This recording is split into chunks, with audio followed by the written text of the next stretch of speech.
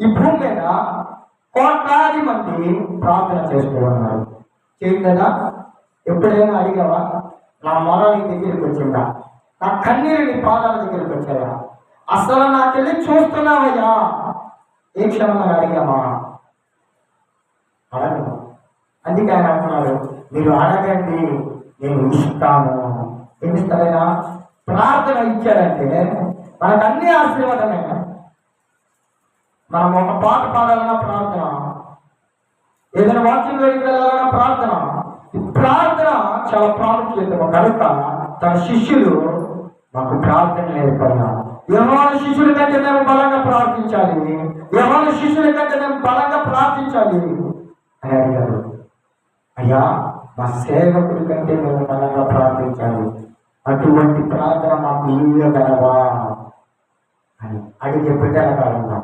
అయితే ఇంకొక మాట ఏమంటున్నాడంటే ఆయన మత్తయి సువార్త, అదే మత్తయి సువార్త 7వ అధ్యాయము 7వ వచనంలో చూసుకున్నామా? ఇంకొక మాట పలుకుతున్నాడు అక్కడే. ఇప్పుడు అడగమన్నాడు, అడిగాము, ఆయన మనకి ప్రార్థన ఇచ్చాడు. ఇప్పుడు ఇంకొక మాట ఏం చెప్తున్నాడంటే, వెతుకుడి మీకు దొరుకును. హల్లెలూయా. ఎంతమంది వెతుకుతున్నామమ్మా? ఏసేమి ఎంతమంది యేసుక్రీస్తు ప్రభు వారిని వెతుకుచున్నాము? ఇక్కడ ఒక స్త్రీ వెతికింది. యోహాను సువార్త తెలుసాము అందరినీ. ఒక స్త్రీ వెతుకుతుంది దేవుణ్ణి. ఆయన మరణించాడు.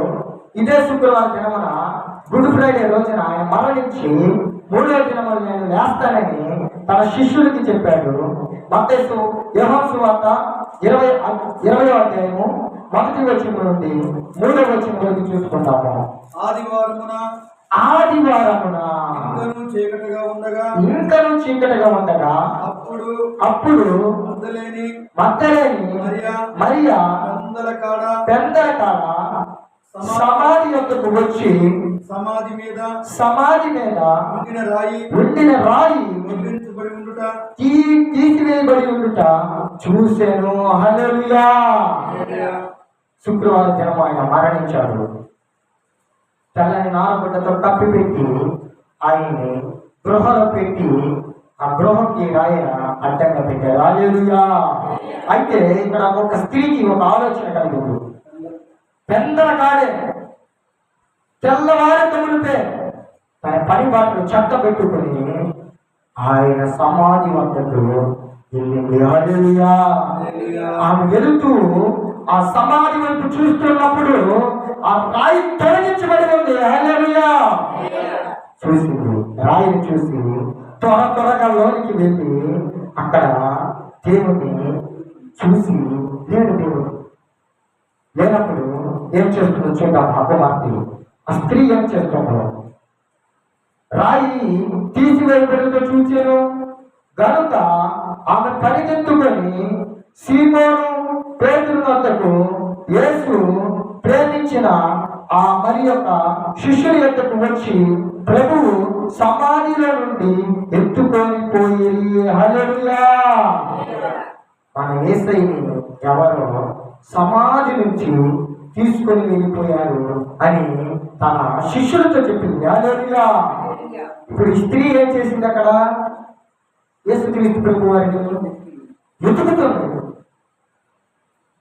దేవుడు చెప్తున్నాడు, మనం కూడా ఎతకాలి దేవుడు. ప్రార్థన ద్వారా వెతికితే ఆయన దర్శనంలో మాట్లాడే దేవుడు. హల్లెలూయా. ఆయన బంధువుల ద్వారా మాట్లాడే దేవుడు, సేవకుల ద్వారా మాట్లాడే దేవుడు, నీ బిడ్డల ద్వారా మాట్లాడే దేవుడు. హల్లెలూయా. మరి ఎందుకు ఎతకలేకపోతున్నాం? ఈ శుక్రవారం మనం జ్ఞాపకం చేసుకున్నాం.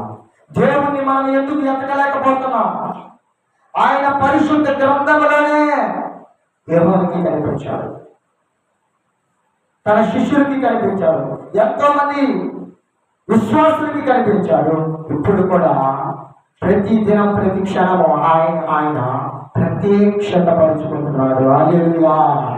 ఆయన ఆత్మస్వరూపి, సత్య స్వరూపి, ప్రేమ స్వరూపి. హల్లెలూయా. వెతకబడి కనబడలేదండి. తన శిష్యులతో చెప్పాడు, శిష్యులు వెళ్ళారు, శిష్యులు చూసి వచ్చారు. మాయమైపోయాడు యేసయ్య. వారికి చెప్పాడు మాట, 3వ దినమున నేను తిరిగి లేచగలను అనే మాటలు వారు మర్చిపోయి ఎవరు దొంగలించారు మన యేసయ్యని, ఆయన శరీరాన్ని దొంగలించారని ఆలోచిస్తూ ఉన్నప్పుడు వారి మధ్యలో ఒక దూత ప్రత్యక్షతమైంది. హల్లెలూయా. నేనే నీ ప్రియ కుమారుడైన యేసయ్యను. హల్లెలూయా. నమ్మారా? నమ్మరా? తన శిష్యులే ఆయన ఆత్మస్వరూపికి వచ్చినప్పుడు నేనే నజరేయుడైన యేసుని అన్నప్పుడు నమ్మారా? నమ్మరా? అయితే తోమా అనే శిష్యుడు ఏమన్నాడు కదా, నీ డొక్కలో ఏలు పెట్టి చూస్తే కానీ నేను నమ్మను. హల్లెలూయా. అప్పుడు దేవుడు ప్రకటన గ్రంథంలో ఆజ్ఞాపించాడు. ఏమని ఆజ్ఞాపించాడంటే, శరీరమును పొందుదును కాక. ఆమేన్. వెంటనే దేవుడు తన శిష్యుడు ప్రత్యక్షమై తాను చూయించుకున్నాడు, నేనే నిజమైన దేవుడిని. హల్లెలూయా. ఇప్పుడు చెప్పడమ్మా, ఎవరు నిజమైన దేవుడు? మరణపు ముళ్ళు ఎర్రవగలిగిన దేవుడు నిజమైన దేవుడు. ఏ మానవుడు కూడా ఇంతవరకు మరణాన్ని తప్పించి బ్రతికినట్టు ఎక్కడ కూడా, ఏ గ్రంథంలో కూడా, ఏ చరిత్రలో కూడా లేదు. అందుకే దేవుడు ఇక్కడ ఏమంటున్నాడంటే, వెతికితే నేను మీకు దొరుకుతుంది. కనపడతాడు ఆయన. ప్రార్థన ద్వారా ఆయన వెతకాలి. ముందు అడగమన్నాడు. ఏం అడగాలి? మనము ప్రార్థన అడగాలి. ప్రార్థన ద్వారా ఆయన్ని వెతకాలి. ఇప్పుడు ప్రార్థన ద్వారా వెతికిన తర్వాత తట్టుడి నీకు తీయబడును. ఏం చేయమంటున్నాడంటే, ప్రకటన గ్రంథము 3వ అధ్యాయము 20 వచనంలో చూద్దాం. ఏమంటున్నాడు ఆయన? ఎక్కడ ఉన్నాడు ఆయన? అసలు పరలోకం అనే దేశంలో ఉన్నాడు అనుకుంటున్నాడు. ఆయన ఎక్కడ ఉన్నాడు చూద్దాం. ప్రకటన గ్రంథం 3వ అధ్యాయము 20 వచనంలో, నేను తలుపు యొద్ద నిలుచుండి తట్టుచున్నాను. హల్లెలూయా. తలుపు వద్ద ఉండి తడుతున్నాడు ఆయన. ఏ తలుపు అది? మన సన్నిధి తలుపు, మన హృదయము. హృదయం అనే ఒక ఆలయంలో ఆయన నివసించుట కొరకు, ఆయన ఉండుట కొరకు మన శరీరం అనే హృదయం బయట ఉంది. కుమార్తె, ప్రార్థన చేయమ్మా, నేను నీకు దొరుకుతాను. నేను హృదయ తలుపును తీసినప్పుడు నేను నీ లోనికి వస్తాను. చదువుతామని ఏమంటున్నాడు ఆయన? ఎవరైనాను నా స్వరము విని తలుపు తీసిన ఎడల నేను అతని యొద్దకు వచ్చి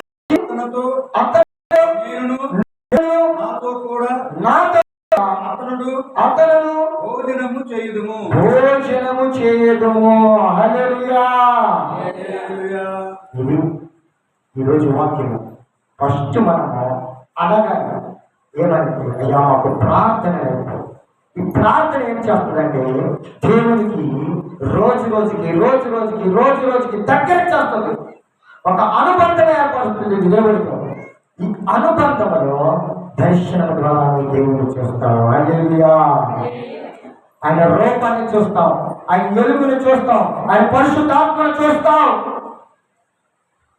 తరువాత నెమ్మదిగా ఆయన ఎక్కడికి వస్తున్నాడు? ఇప్పుడు మన హృదయం దగ్గరికి వచ్చి తలుపుని తడుతున్నాడు. నా కుమారుడా, తలుపు తీయమ్మా. పరిశుద్ధాత్మ అయిన నేను, ఆదరణకర్త అయిన నేను నీ హృదయంలోకి వచ్చి నేను పరిశుద్ధినిగా చేసి, నీ పరిశుద్ధిని కుమారునిగా చేసి, పరిశుద్ధాన్ని కుమార్తెగా చేసి నిన్ను నాతో కూడా భోజనము చేయించుకునే విధంగా మార్చుకునేదో. హల్లెలూయా. హల్లెలూయా. ఎంతమంది భోజనం చేద్దాం ఈరోజు? ఫస్ట్ ప్రార్థన అడుగుదాం, తర్వాత ఆయన వెతుకుదాం, తర్వాత ఏదో ఒక దినము, ఏదో ఒక సమయం, ఏదో ఒక గడియ ఆయన మన హృదయ తలుపులు తట్టినప్పుడు తలుపులు తీద్దాము. ఆ తలుపు ద్వారా హృదయం అనే తలుపులు తీసి వేయబడినప్పుడు ఆయన మనతో కూడా భోజనము చేయబడుతుందా? ఆమేన్ ఆమేన్. తలను వంచుకుందాం, ప్రార్థించుకుందాం. కలిగిన మా ప్రేమ మా దేవా, అడుగుచున్నా అయ్యా, ప్రార్థన అంటే ఏమిటో తెలియదు, ప్రార్థన నేర్పగా నీ శిష్యుల కంటే నేర్పగలవా? ఇదిగో తండ్రి, పరలోకపు తండ్రి నాయన, ఈ ప్రార్థన మాకు నేర్పయ్యా. అయ్యా, ఎలా ప్రార్థించాలో మాకు తెలియదు తండ్రి, ప్రార్థన నేర్పగలవా? ఈ శుక్రవారం కాల సమయంలో, ఈ 12 గంటల సమయంలో మేము అడుగుతున్నామయ్యా, మాకు ప్రార్థన నేర్పు. మేము నిన్ను వెతకాలి తండ్రి, పరిశుద్ధ గ్రంథములను వెతకాలి తండ్రి, పరలోకములను వెతకాలి తండ్రి, నీ పాద పీఠములను వెతకాలి తండ్రి. అయ్యా, మాకు కనబడవయ్యా. అయ్యా, వారికి తెలుగుమయ్యా. ఇదిగో ఈ శుక్రవారం దినమా తండ్రి, నా హృదయమైన తలుపులు తీసి ఉన్నావు తండ్రి, మనకి రావయ్యా. మాతో నువ్వు వచ్చి నువ్వు చెప్పావు తండ్రి, ఆహారాన్ని మాకు ఇచ్చేదానికి, మాకు ఇచ్చేదానికి ఆ మృతుడు ఇక్కడ ప్రతి ఒక్క బిడ్డ కూడా నీతో కలిసి భోజనం చేయబడగా, నీతో కలిసి భోజనం చేయబడుతుందా? అందరూ నీతో కలిసి భోజనము చేయబడును కాక. ఆమేన్ ఆమేన్ ఆమేన్. మన అయ్యగారు ఉన్నారు కనుక అయ్యగారికి కూడా సహాయం కనుక. ఆమేన్ ఆమేన్ ఆమేన్.